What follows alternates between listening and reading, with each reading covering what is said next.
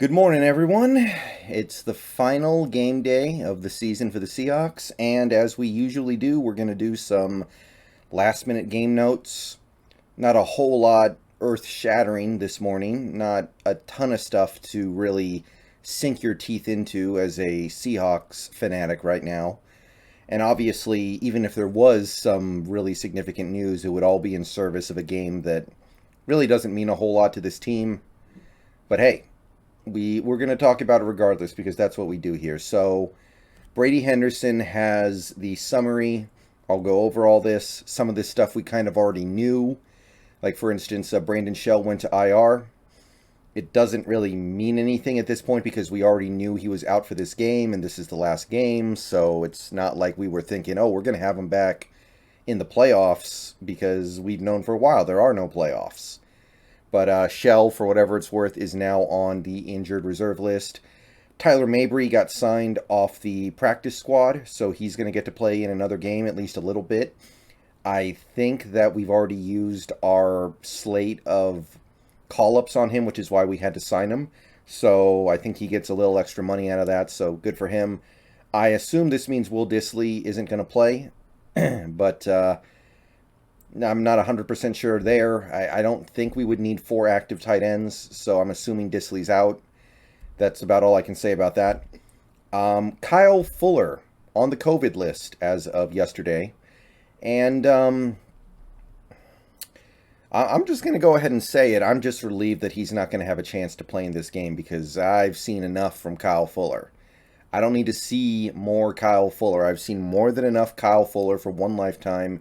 He's bad.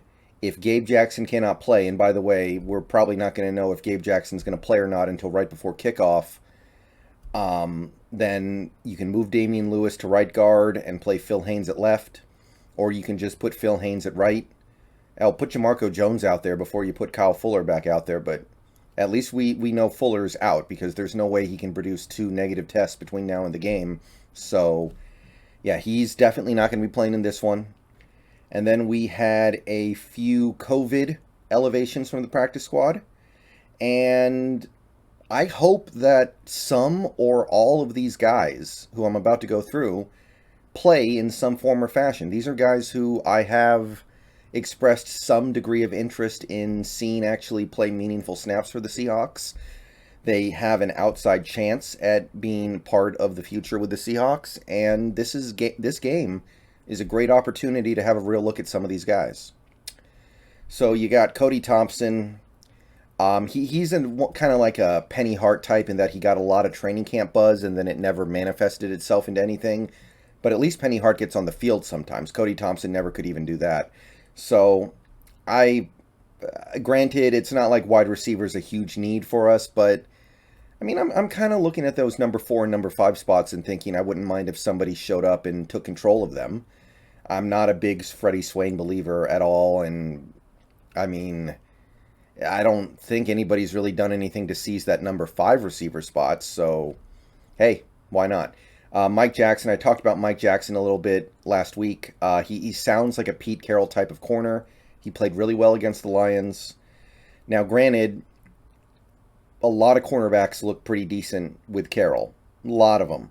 Blessuan Austin looked decent. John Reed looked decent. So I'm not going to ascribe a ton of meaning to it, but Mike Jackson in limited snaps played pretty well. So if he could get back out there on the field, since we're still missing a lot of guys in that secondary, all the better. And then you have Josh Jones, a safety. Now, I'm a little hopeful that if Ryan Neal cannot play, and it looks like Ryan Neal's not going to be able to play, Nigel Warrior or maybe Tanner Muse gets to play safety in this game. That would be my preference, but if we look at Josh Jones and we see something that we like, then maybe you throw him into the fire in this game and see what's up. I mean, there aren't a lot of great options when Ryan Neal's out on top of Jamal already being out, so you're going to have to go with something that's a little uncomfortable, and I don't think there's anything wrong with it being Josh Jones. Again, I would prefer Tanner Muse or Nigel Warrior, but we will see what we do at that position with... I assume at this point Neal's going to not play in this game, so Very interested to see what we do there, who we view as the de facto backup to Ryan Neal at this point. And finally, we have Aaron Fuller, a standard practice squad elevation. So I don't believe he's been activated at all this year yet. And Aaron Fuller is a guy who I have talked about positively in the past. I've looked at his skill set from UW, and I kind of thought to myself, hey, this kind of looks like it could be a Doug Baldwin. This looks like a Doug Baldwin type. And granted, I don't know if we have a huge need at the position, but I like Aaron Fuller. And if he could actually get on the field and do something to validate my liking of him in a game that actually means, well, it doesn't mean very much, but it means more than a preseason game, I would like that. So rooting for Aaron Fuller to get on the field, do something, and maybe make an argument for him being part of the future as a number 4, number 5 wide receiver. That's about it. There's one more thing I want to go over, and this is actually kind of a significant one to me. I'm really happy about this one. Corbin Smith reports that Alton Robinson should be back tomorrow from the COVID list, so he should be able to play.